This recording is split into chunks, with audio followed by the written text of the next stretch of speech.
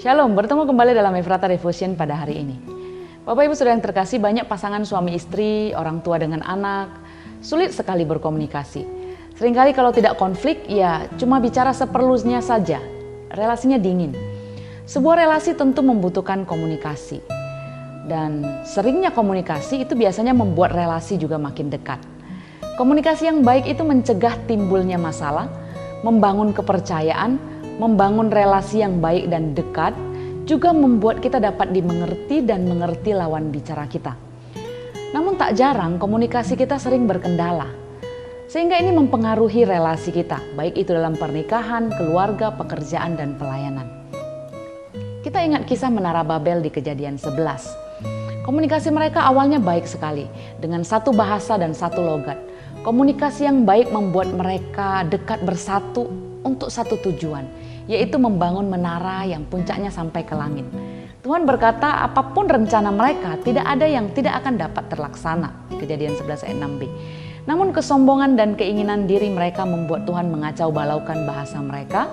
Kemudian komunikasi mereka jadi berantakan karena tidak mengerti bahasa dan maksud masing-masing. Dan akhirnya mereka berpencar dan menara berhenti dibangun karena komunikasi yang rusak. Kesombongan dan keinginan diri merusak komunikasi kita dengan orang-orang di sekitar kita. Jujur, kita banyak bicara tentang apa yang kita mau dan apa yang kita suka saja.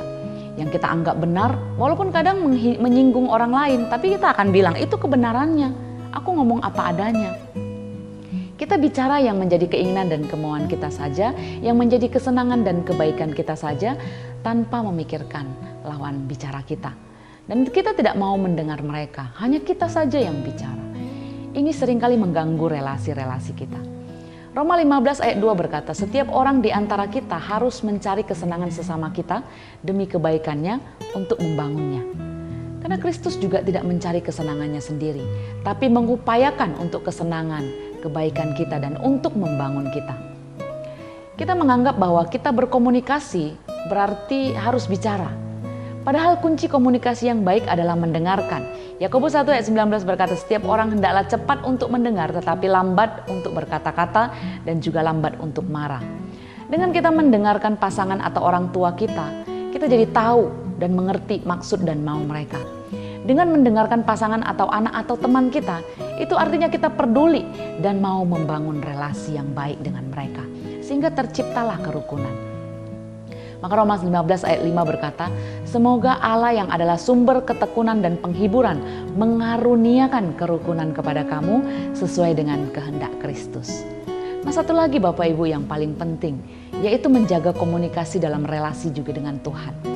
Tuhan sendiri sudah berinisiatif memperbaiki relasi dengan kita yang adalah orang berdosa melalui Yesus, kasih Allah yang besar dikomunikasikan karena Tuhan peduli dan mengasihi kita.